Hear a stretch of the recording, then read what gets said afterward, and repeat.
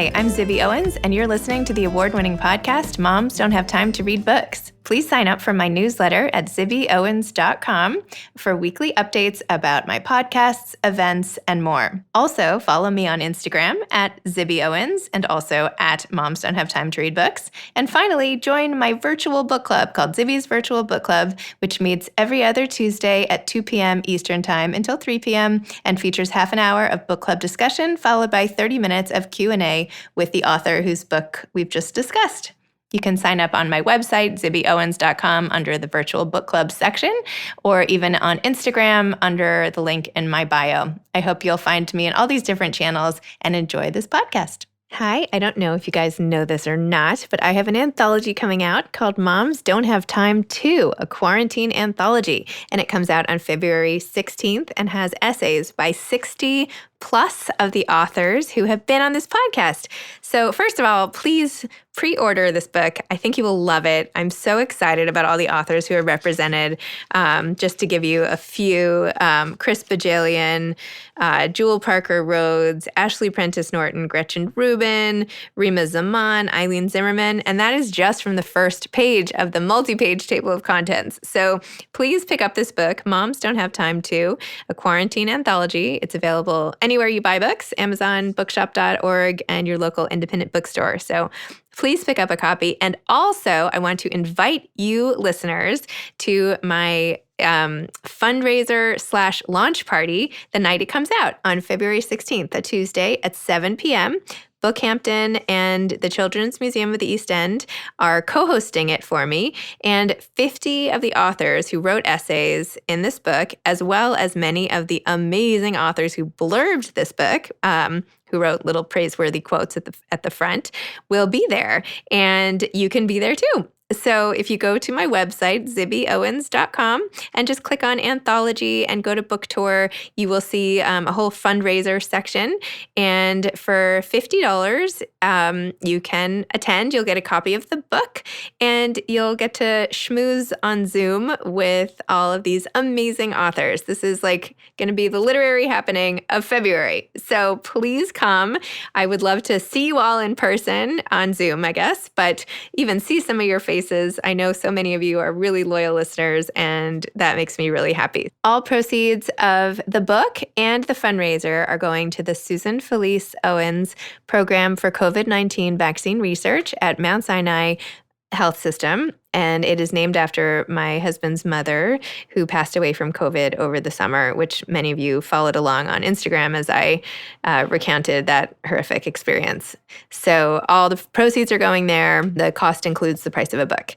So thank you for supporting this effort and for supporting my book. I can't wait to see you there. I had the best time getting to know Jennifer Rosner when I interviewed her as part of the Detroit Jewish Book Fair program. For those of you who don't know, Jennifer is the author of If a Tree Falls, A Family's Quest to Hear and Be Heard, which was a memoir about raising her deaf daughters in a hearing and speaking world. She also wrote a children's book called The Mitten String, which was a Sidney Taylor Book Award notable.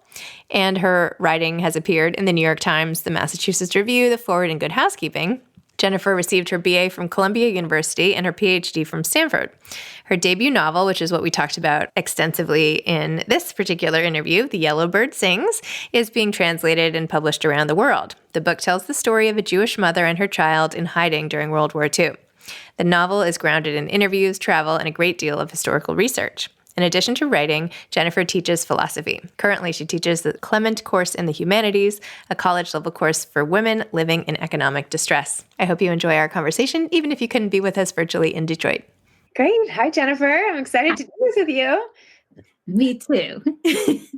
I just want to say how happy I am to be here and also to have Zibby as the interviewer of this conversation, because you are such a great supporter of authors and readers and humans generally. And I just really appreciate everything you do in the book world and well beyond that.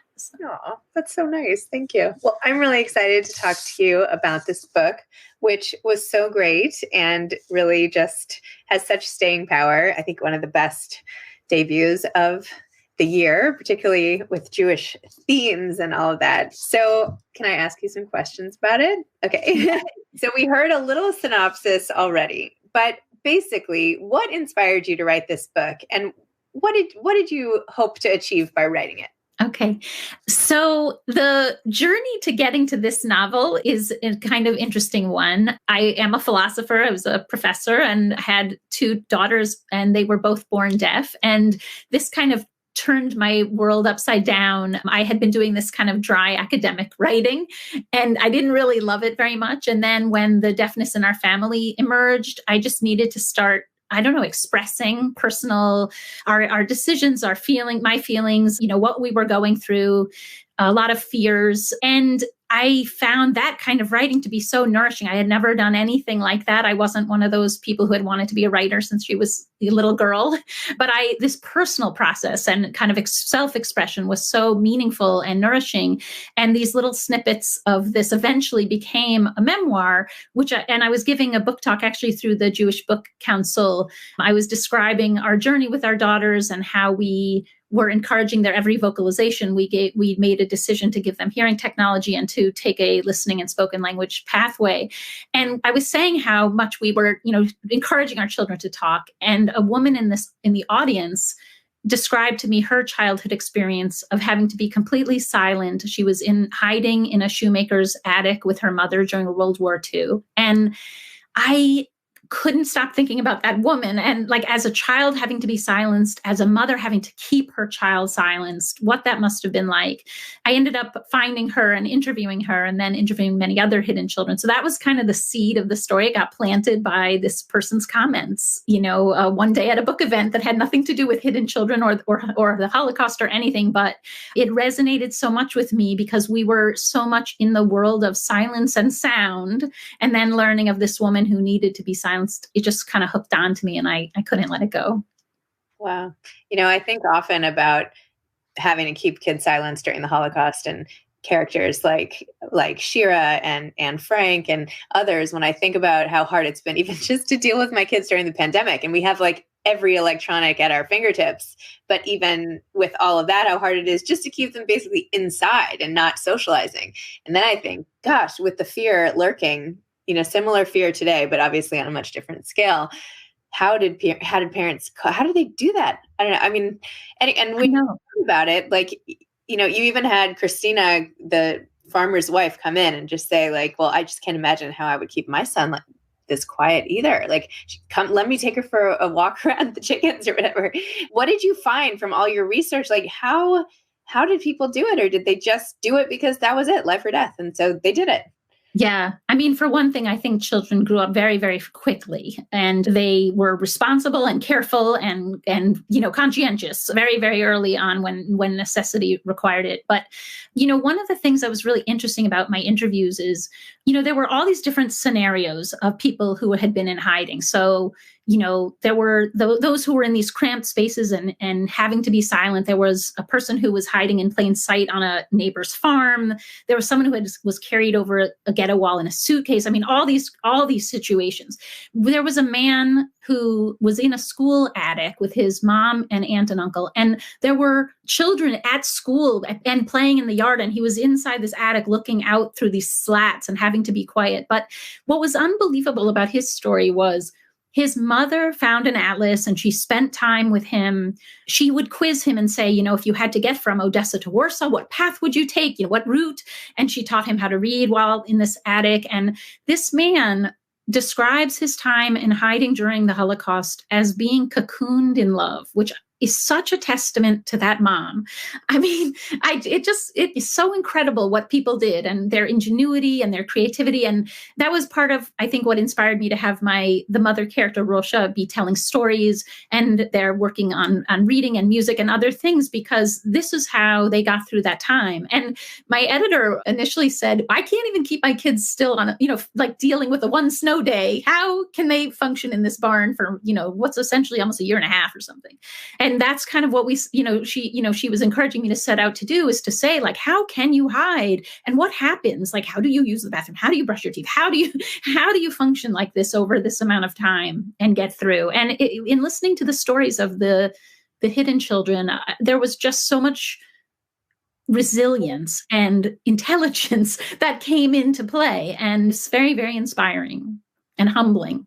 Wow. It also almost reminds me of that book Room, although they didn't have to be as quiet most of the time, but just what parents can do when it's just you and a child and limited materials, and you just have to make do with your imaginations. It's Yeah. quite remarkable. And I also felt like, how were you able, like, I felt fully like I was in the situation after I read this book, that like I knew what it was like because you described it so well. How did you get all that from the people you interviewed? I mean, it felt like did you ever try to like bury yourself in hay? Because it felt very much like you had experienced it yourself. Yeah. Well, there's two things. I mean, I didn't bury myself under hay, although we do have rabbits and we have a lot of hay around. And I could have done that, but I do know what hay really feels like and smells like and how it pokes at you.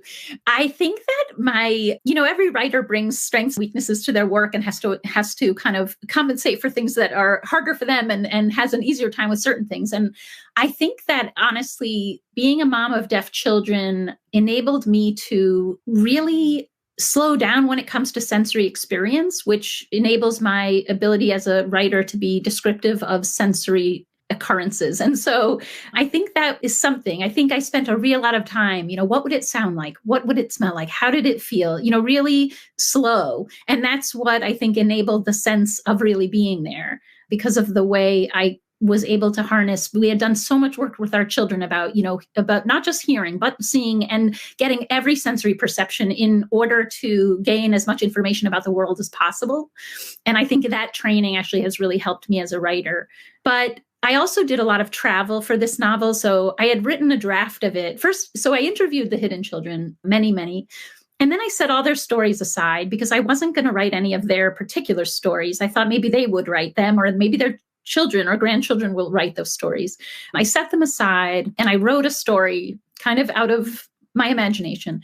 And then I felt I really should do some kind of cross check here because I'm here in Western Massachusetts imagining the convent and the barn and all these other things. Just want to make sure I'm okay, And I found a guide who was just this amazing man. He read my manuscript in advance and then he planned our trip and he took me, actually my eldest daughter came with me, and we went to several places. We went to this area of farmland where you got to see how it would really be to try to hide someone in your barn. Because, initially you think of a farm and you think they have a lot of land and it might be fine, pretty safe. But, for community reasons, the houses were very close together and the barns were right there too. And then the land you had was in these narrow swaths going back. So you didn't actually have a lot of space from your neighbor. Your neighbors were kind of right on there. It was very hard to keep anything private. And in fact, even when we were there looking around, people were wondering who we were and asking questions. So you could see that, people were very curious and hiding someone in your barn would be really hard. And he took us to several convents, but one where Jewish children had been hidden. And this was really interesting too, because, I had sort of concocted a bit of a grand convent initially, stone and then he said, we're a pretty poor country. It's brick here. But there were all these sensory details there, the smell of soup as you walk in and the way your feet move on the floor and what the partitions were like where people were hidden and all this kind of sensory information that was so incredible to have as a novelist. And then he also took us, much to my daughter's chagrin, to this area of primeval forest where my character, since my character was going to be hiding in the forest in winter, I insisted that we go in winter. And so we're tromping around. It's freezing cold. My daughter is saying, why didn't you set your book in Greece? I mean, what are you doing? But we were, couldn't I do?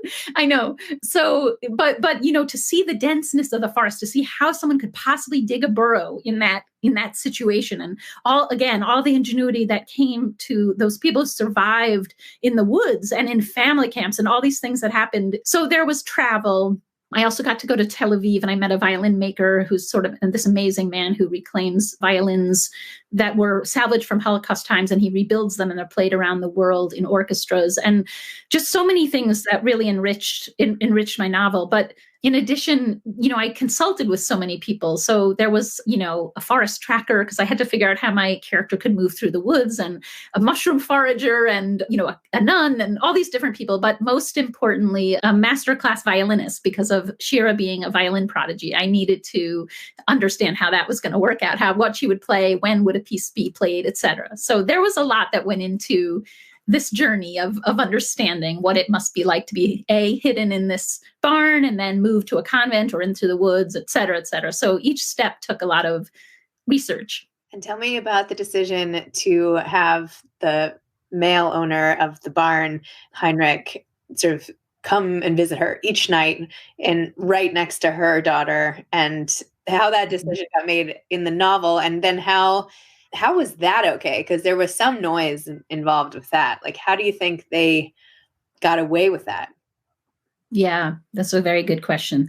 Well, let me say that while I set most every personal story aside, when I made decisions like this, I wanted to make sure that they have happened. And this is a scenario that I heard about in a less than entirely clear way. There was a woman, nearly 80 or whatever, who was talking to me about her experience being hidden. She was quite young in the barn with her mother, and there was a farmer who she believed visited every night. She didn't totally know what was happening. Although actually I'm going to try to find it because I think it's really incredible and moving. She wrote a poem as an adult, and poetry, how it's, something in your experience will just show up for you. I have it on my phone. And this is this woman who said to me, that he came and they talked about the news and she thinks maybe he loved her mother, is called Wild Strawberries. And this is her poem. It's very short. Sometimes under cover of darkness, Mr. R would visit. I would see my mother's silhouette, her long hair down her back, and in the dark, the outline of Mr. R's powerful shoulders as he sat opposite her on the straw-covered attic floor. He would talk in hushed tones. I sat beside my mother, but apart from them, feeling a vague excitement mingled with fear. He would bring sweet, wild strawberries in the night. Wow. And, I was also very much aware of how much sex was traded in the Holocaust, traded for survival. And so the scenario felt realistic, and it felt like, this family I wanted this to be a blurry situation because, this family is the couple, the farmer and his wife. They're risking their lives. They're risking their families. I think the wife is in many ways righteous, but yet, she gives eggs and bread to the child, not to the mom. She knows something's happening in the barn, but, there's a question of whether it's kind of a relief that it's happening and that there's some pressure off her. I mean, I wanted it to be a really blurry scenario. I wanted it to be you wonder whether he fell in love with her, Rosha, in the barn, or whether it really was just sort of payment of a sort, etc. So I thought it would create, obviously, tension, but also questions about how we respond in times with the challenges that we're faced with, because we make a lot of moral judgments of people and how they respond in circumstances, but we're not necessarily faced with those same challenges, right? We want to believe we'd be one thing. Sometimes we might be a modeled thing. And I think often people were modeled in their reaction, kind of both good and bad. I learned that one criteria for being accepted into righteous among the nations in Yad Vashem is that there was no sexual predation of any sort, but also learned that there were many people who were candidates and then rejected for this reason, that there had been. So just a lot of blurry stuff. And the noise is a really good question, actually, about noise in the barn. And maybe the only thing to say is that she was trying to keep it still as possible and trying to hope that it wasn't going to kill them all. And, it's very complicated. Yes, very complicated. And I feel like you left it a little ambiguous because there was one stretch where he didn't visit as often and she was missing that. She was welcoming him back when eventually he did. And there was sort of a question mark, like, do you fall? It's almost like, what is that called? The Stockholm syndrome, or you fall in love with your abusers after a while. And anyway, yeah. Interesting to yeah, that was also part of the blurriness I wanted there because, her body responds even if the situation is quite horrible. And I had gotten some reactions of people upset about this. And I was like, but this is what happens because we are bodies also.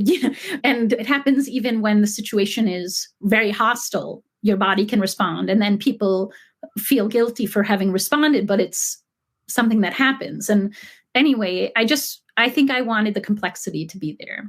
And tell me about the decision to have music be such a part of it. I feel like this all sort of gels with the sound and your daughters and it does. your music. Well, anyway, you take it away from there. Well, there are so many parts to this. I mean, the first thing is that my father, who I lost a year ago, he played violin every single day. So he was a very dedicated violinist. He wasn't a prodigy or a virtuoso, but he played daily, and it was really infused in my life because I heard it every day of my life. And music, I saw that he used music. He also composed some music, and it seemed to me that it was a way of him somehow connecting to his Jewish roots through the music he was writing as well.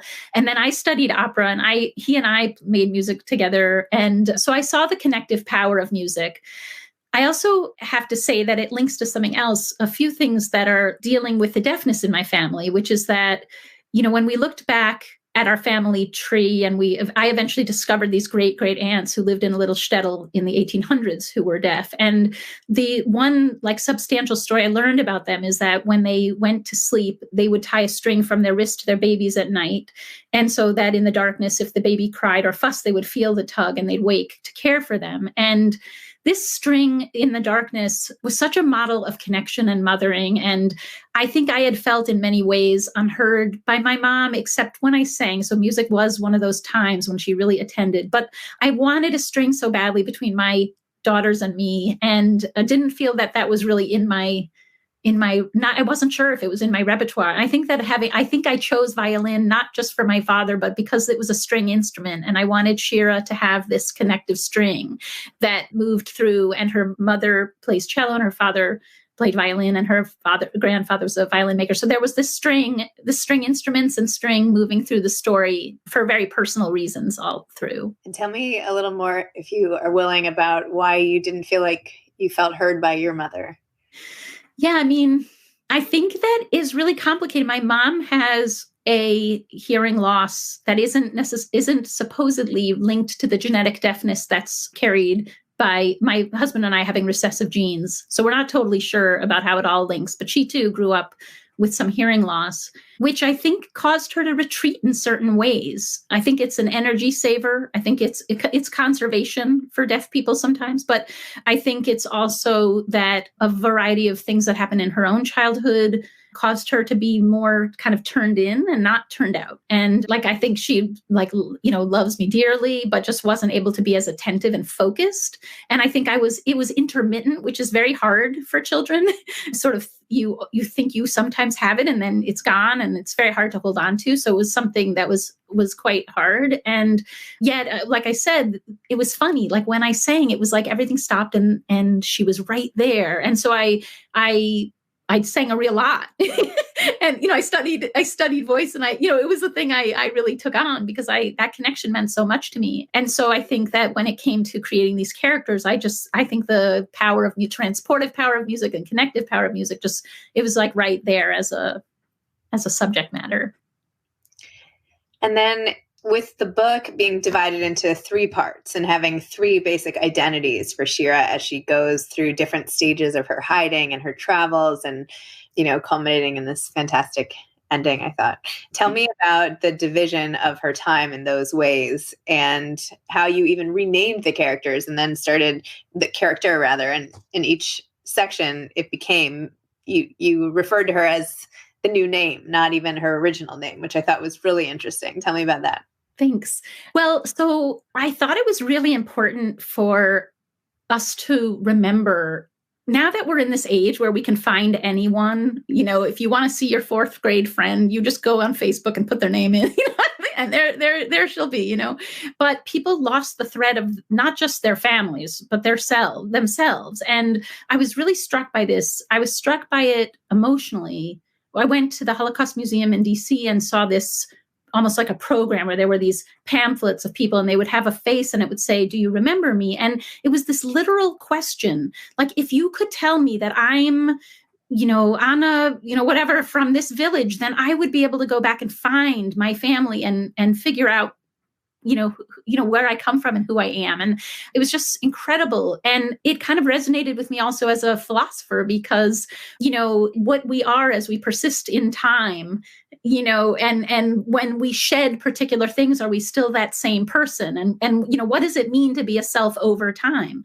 And especially in a situation where all these things have to change. Your name changes for your safety. Not everyone got to have their name buried in a jar that got unearthed later. A lot of the time they just changed their name and they forgot the other one, and they were 5 years old and they don't know their mother and father's actual name. They just knew them as Mama and Tata, etc. So all that way in which the threads can get frayed or broken completely, I felt was really interesting and important because, later there was really no way back. You couldn't figure it out. And so people were just lost. It was incredible. And so that was just an important point for me to see that this is what happens in war. It happens especially in a brutal way to children, because the thread gets lost and then they can't quite connect and find their way back. So that's kind of part of what I did with that, with the different names.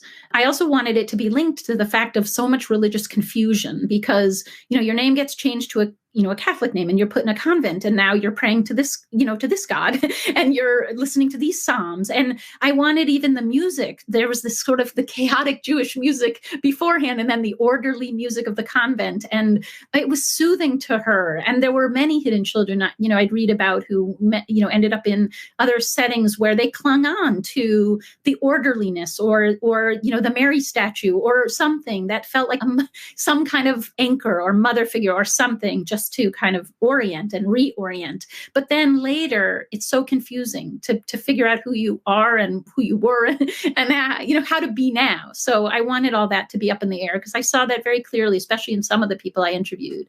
They either never quite found the thread, or they imposed a new thing. I'm going to be a Jew. I'm going to Israel. I'm going to whatever. And that's what they did. But it was like a imposition in a way, like they decided it by fiat rather than sort of an organic development.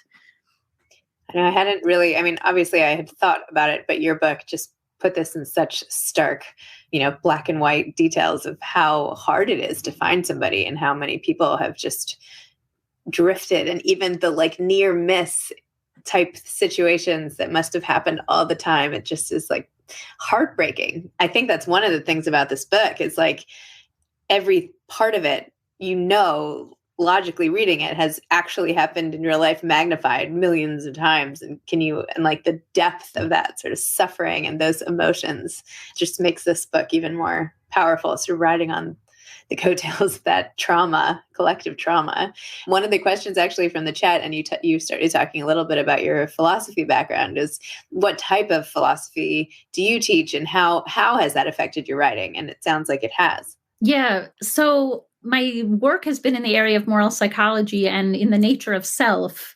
So from in the academic realm, it's really quite abstract and theoretical. And that bothered me a lot because, it's about the self. So you think that we should be able to relate to that. But, the work I did sort of, as before kind of really moving more into writing had to do with the ways in which there can be ambivalence in the self. And how, I edited this anthology called The Messy Self, because it was about how we can have these warring factions within and warring desires. So we might want something, but we might not want to want it. And all this kind of conflict and ambivalence and fracture. And I think it has really affected my work as a writer because, especially, for instance, when Rosha makes this decision to give her child up for her safety, so she'll live. And yet she carries this shame or guilt. It's inevitable to take it off your shoulders. You go to a family camp and someone else brought their child along. So maybe I could have made it. I could have made it to that camp with my child and I didn't have to give her up. But then you see at the family camp that maybe some children die because there's danger there too. So there was no exact answer here. Everyone was just doing anything and everything they could, the best decision they could make.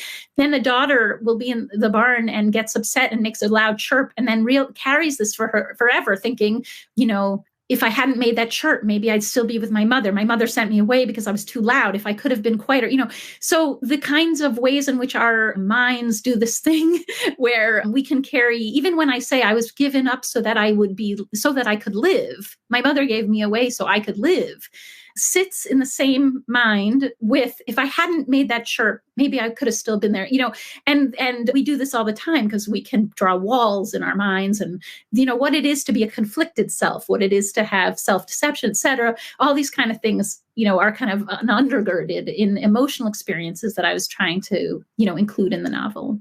It's also, what does it even mean to be safe? And what does it mean to live, right? There was one part where she's saying, well, safe is with my mom. What do you mean, keep me safe? Like, I was safe. I was with her. And I feel like that's what kids long for, right? That's what they know. And to have all that taken away and say, no, now you're going to go with a bunch of strangers to a convent and take away all of my love, but you'll be alive. And what 5-year-old would take that choice? I mean, yes. I mean, I know. I think it's just so complicated because everyone will do their best and tries to make the life that they're given to make as much sense as possible. But there are these emotional pulls that are so deep and profound. And, it was also why, as I was writing this, and there were children being separated from their parents at the border, and I'm thinking to myself, we're going to lose the thread, as we have, is there's 540 who can't be put back together with their parents now. And now I'm going to, if in 75 years someone interviews them for their novel and they sit down and say, I'm still in this acute pain because I was separated back then when I was 5. I mean, that's what I learned, is having these interviews with people who, have made these beautiful lives for themselves, but the pain of that time is just, it's endless, it just doesn't go away, it's right there under the surface. And that kind of emotional complexity is what I really wanted to capture, and how difficult it was. Well, you did. You captured it all. It's, all these themes that you bring up are so thought-provoking and, speak to a whole generation. What does it mean to have a generation of people in pain growing up, and then the effects on them raising kids? I remember in college, I did some report about children of Holocaust survivors and what it meant to grow up as them, with parents who had such trauma in their own lives. And then I think about even now, which is, again, not the same, but just a period of time where people feel at risk. And what does that do? What does that do to, whether or not to send your kid to homeschool or, leave the city, or all these decisions parents have to make now? It's still like, what do? You have to make your own. It's like you have to make your own way again, right? There are not clear guidelines, and do you trust officials? And I don't know. There's just in a way. Yeah, it's very complicated. And I remember interviewing one man who, I went into his home, and it was this, you see that he just has really built this beautiful life. He showed me pictures of his grandchildren's bar mitzvahs, and it was all this, kind of healed world. And then we sat down, and the interviews took, quite a long time. I'd be there for 5 hours or something. Okay.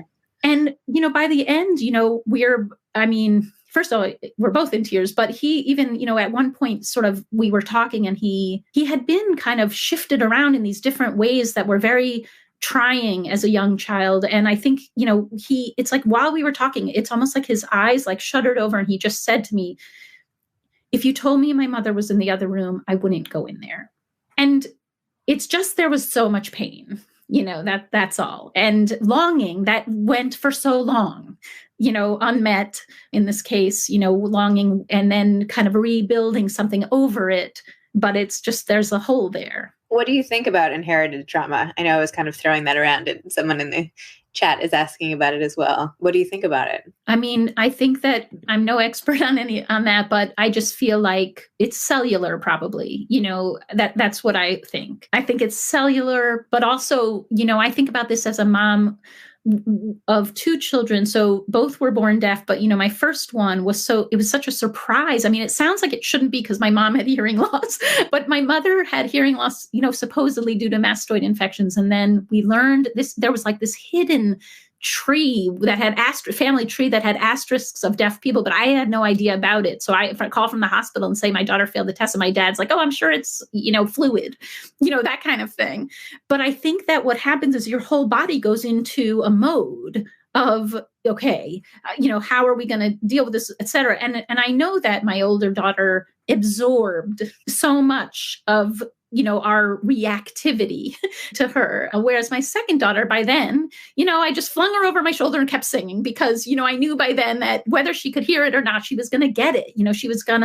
She saw my face, she felt my body, she felt the air, she knew what I was doing. She kind of knew as much without her sound as with it, but I didn't know that the first time. So, but I do think that you can just see, maybe it's, what do they say about the oldest child and the first pancake and all that stuff? But I think that, they do feel your reactivity and they're so sensitive and so smart. So there's both like the cellular, but there's also the kind of transference inevitably. And we're all doing our best and trying not to and putting on our calm, brave, whatever. But of course, they're much smarter than that. They know everything. So, I can't hide anything in my family. My kids know it all. So I think that it's quite real is what I'll say. Inherited either, one way or another, Yes. The ability of kids to pick up on emotions. Yeah. Crazy. Tell me a little more about writing this book. You said you didn't grow up wanting to be a writer, and yet here you are with a memoir and a children's book and a novel and all of it. I know. Well, I found it all out when I was 40 that I loved writing. Well, thank you. Yeah, that's a thing, the vicissitudes of life. So, because of Sophia's deafness and then just trying to journal that experience and then learning that I love this so much. I love it a lot more than like logically constrained analytic philosophy writing. And so, the memoir, I think I really needed to express all those things. And what I love about writing so much is that you think you're writing about one thing and then it all gets turned on its head when you realize when the work is coming out, you realize. So for instance, I thought we were working on whether our children would hear. But ultimately, when I examined all that stuff with my mom and all the string and et cetera, it was whether I would hear them.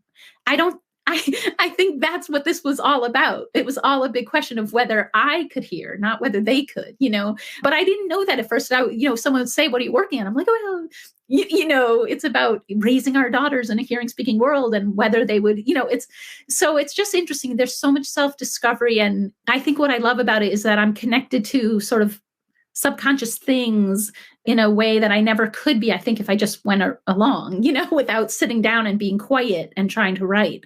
So I really value it very much and feel so lucky to be doing it. And yeah, I stopped doing the sort of big, high powered academic track to be on the floor with my kids anyway. And thank God for that. And then got to be writing in between. And that my process is I write in between, right now everyone's home. So in between all of that, I try to write. And that's been sort of true the whole time as they were growing up. Now they're actually 17 and 20. So it's not as nearly like it was, although they do still want me to make every meal, it seems like, but they can make their own. So that's good. But yeah, it's just been like that. I've been sort of writing in between things and being the on-call audiologist and the on-call, et cetera, all the time, but have managed to do this writing, which to me is such a gift of self-expression. But writing a novel is not the same. There's one thing where you write with your emotions and to sort out your feelings and even just to chronicle your experience for whoever's benefit and to share with others. And there's all these arguments for why that your memoir came into the world. But this is like, and I see all of the parallels, of course, but just teaching yourself how to write fiction, that's pretty impressive. Like, did you take any courses? Did you Google how to write a novel? Like, what did you do? People have several failed novels, tucked away in drawers before they come out with something. Was this just your first out of the gate, smash hit? It's my first novel, but that, when I met that lady at the book talk for my memoir, that was in 2010. So this thing's been batting around a really long time. So while it is my first memoir, maybe someone else would have written, my first novel, someone might have written 3 or 4 of them in this time. I don't know.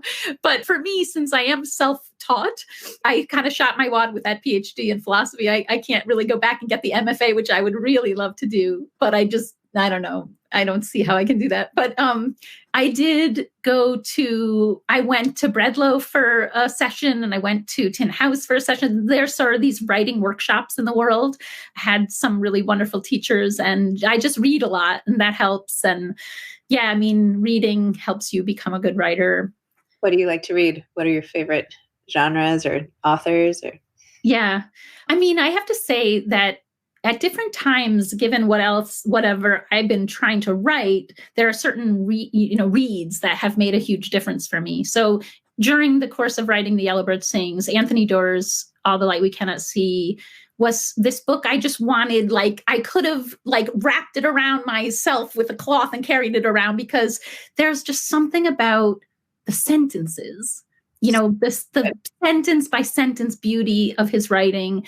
The structure of that novel is like that box where the jewel is. I mean, it's just a beautiful thing. I mean, to examine real, and I've read it many times because I was reading it as a writer, not only as a reader. And that was very, very meaningful to me. There are a lot of books like Toni Morrison's work, Marilynne Robinson's work. These are writers you read and just are studying, how they put that together. How do you make, how do you incorporate that magical element in that way, in that special way? Or how do you have the ordinary rise to the extraordinary? Marilynne Robinson takes the most ordinary thing and you're reading and you think, ugh, so there are writers like that who have been really influential. And, I remember while I was working on my memoir, I kept going back to The History of Love by Nicole Krauss, and I kept going back to her ex-husband's book, Jonathan Safran Foer's work, et cetera. So because there was sort of an experimental quality to it that I was interested in, and there was like a looseness that, I was going from philosophy writing to literature and wanting to kind of stretch. And so there were you kind of go to different books at different times for different things, I guess. That's how it is for me. So funny, when I started my podcast, I took a lot of English in school and all of that, but school was kind of a long time ago at this point. And as a grown up, when I've been reading, I wasn't reading, like, as you said, as a writer, right? I was just reading and enjoying and whatever. And author after author would say, well, no, when I take apart the book and I take apart the structure and I analyze this and I analyze and I was like, you do? Really? Do you think that the authors intended it that way? And it turns out, yes, they did. Yeah. It seems so obvious now, but it's really part of the process. You have to sort of have that whole, perspective on the project and the in-depth research, as I guess you can. Well, it's interesting too, because like in the course of writing this novel, I would read the draft just for verbs. Wow. Well, let me just think about the verbs. Are these the best verbs? Are they active? Do they have the power I want them to have, or the passivity I want, or, that kind of thing, and just the verbs. And then I would read just for setting. Do you feel you're in the barn? Do you feel you're in the woods? Do you feel, can you really feel that, would that sound, et cetera? Like, how do I make this vivid? How do I make it feel this way? So, yeah, there's those 10 years, So. Yeah, that's great. That's amazing. Well, good for you. However long it took. Did you ever want to send it out? Like, did you ever feel like, okay, this is good enough? Or did you know you wanted to keep going? And then how did you end up selling it? Yeah. Well, no, I never felt it was good enough. I think that's the philosophy training too, where it's so critical. I'm trained really critically, sadly. And in fact, the beauty of some writing environments I've been in is that they would have this thought where if you hear someone's new writing, you just say what's working. And I was like, that's amazing. We're talking about what's working. I've never even done that before. I always used to talk about what isn't working. So anyway, it's a beautiful thing. And it actually helps you improve greatly, because somehow when you hear what's working, that stuff rises and the other stuff falls. So it's a really great thing. And it's a much more healthy world for me. I'm so happy to be in it. But let's see. I worked on it a long time. I ended up sending it. It was kind of a circuitous route, as many, many publishing routes are. I had an agent for my memoir. She wasn't sure about this novel. We decided to part ways. So I was unagented.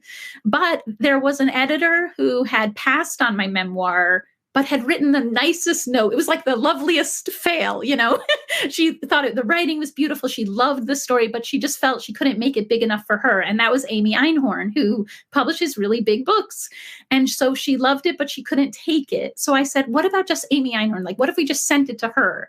And my agent, my soon-to-be ex-agent was like, I can't, I don't think it's ready, whatever. And I was like, okay. So I sent it myself to Amy and I said, look, Amy, you passed on my memoir, but I remember it was such a nice rejection. Would you consider reading it? And she said, I will read it. And she accepted it. So unagented, and then said, so now you need to get an agent. Yeah. And I said, well, if you've accepted my novel, I'm pretty sure I can get one, And so I did. And that's how it happened, kind of in a backward way. But, obviously if my agent my ex-agent, had she sent it to Amy, she would have taken it, but she didn't. So I sent it myself. And Amy and we worked on it. It wasn't done yet. In fact, the book, I think I had written every single moment of the entire book. So what jumps in time now? I had written a lot of that story, the whole New York story. There was a second daughter. She couldn't bond to her. There was like all kinds of stuff on the cutting floor. Amy said, I think the heart of the story is in the barn. I really care about this daughter, not that daughter, that kind of thing. And so it took shape that way, where we really expanded the barn and this journey during the war only, and then kind of made a move to the later years. And I do want to say, it's always hard in these conversations because you never know if there are people who haven't read, and you don't want to do any spoiling, and I won't, but I just want to say that, in making a decision about the ending, a lot of it had to do with respecting what I've learned from interviews of reunifications and how complicated they are. And my daughter character is 5 when you're really invested in her life. And that's a very simple time compared to being nearly 30. And what that really would be like to be true to it, to be fair to it, to give honor to the people who struggle with the complexities of finding someone after so many years and having such complicated emotions about it. Wanting to make sure to give that honor and not just wrap a big bow around something that's complicated. And so that kind of leads me to say that in the thing I'm working on now, there's some revisiting of this concept. I was about to ask that. So thank you. What are you working on now? Yeah. So I decided that I started with these 2 characters that are completely new and different. It's after the war, which I think is important because, there are people who don't want to even pick up a novel that's set in the Holocaust, which, is a fact of this novel. So I joke now, I think it should just be called post-war, just so you know. So it's post-war, but it's right after the war. And there's a boy and a girl and a brother and sister. And I wanted to explore something I learned from someone I interviewed, which was that she went after the war and she would find Jewish children in Christian settings and transport them to Palestine, that was British mandated Palestine at the time. And this was also like a very complicated thing for each individual child. So it might have been, in terms of rescuing Jews after the war, it makes total sense as a population management issue. But as a human single individual to individual issue is really complicated. And I wanted to explore that. But one thing that happens is that these children end up in a kibbutz in Israel, and there's this violin prodigy. And so we're going to circle back, and her mom, you're going to kind of see the middle and end that you didn't see here, because I really want to do what it's due. And I didn't want to dishonor some real things that I felt were very important to give their space, and not tack on like a weird second novel on a first one kind of thing. Oh, I love that. Well, I was wondering if you had any advice for aspiring authors in case there are any out there listening. Yes. I think my advice is persistence and faith, just keep going back and having enough faith that whatever it is you write each day, whether it looks like it has no relationship to the thing you wrote yesterday, whether it doesn't seem like it's very good, etc. I really do believe that the mind is this incredible web, and that these things are related, and that if you kind of give yourself the freedom and the chance, and that you keep going and keep persevering, that it's going to show up there and you're going to see it. And I've always been really fascinated by how people can take cards of plot almost and like shuffle them one way and you'd have one story, and shuffle them another way and you'd have another story. And so we just have to understand that our mind connects dots, so if you're there putting out your moment, they will relate to each other eventually, and if we just kind of give ourselves that trust, and to keep doing it, because it does take a lot of work. I mean, it takes a real lot of work, but you can do it if you stick with it, I say. After 10 years. And are you still singing? No, I haven't sang as much. My husband is very upset about it. Actually, he's always saying, "Why aren't you singing?" I sing in the shower. All right. There's been some times when I thought of joining some groups around here, but I also get kind of picky. Like I like to choose what what I sing. This is also why sometimes it's hard to be in book groups, because you're like, I want to choose what I read. Even though if you just go along with it, you find all these amazing things that you wouldn't have, So yeah, I probably just have to give myself the chance. Well, maybe after this conversation, I'll get an MFA, join a singing group. Yeah, you have a lot on your to-do list. It'll be I'm inspired. So. Well, the book is beautiful and your writing is beautiful, and whatever magic you did analyzing texts and verbs and structure and everything, it worked and it was really great. So congratulations. Thank you so much. It's such a pleasure to talk to you, as I knew it would be. Really appreciate it. Well, have a great day. And just a reminder again, please pre-order a copy of my book, Moms Don't Have Time To, a quarantine anthology, and go to my website under the anthology tab for the fundraiser. And I hope you'll buy a ticket and join me and I should have mentioned all proceeds go to COVID-19 research. So please join me for the fundraiser. Thanks so much. Thanks for listening to this episode of Moms Don't Have Time to Read Books. Don't forget to follow me on Instagram at Zibby Owens and at Moms Don't Have Time to Read Books.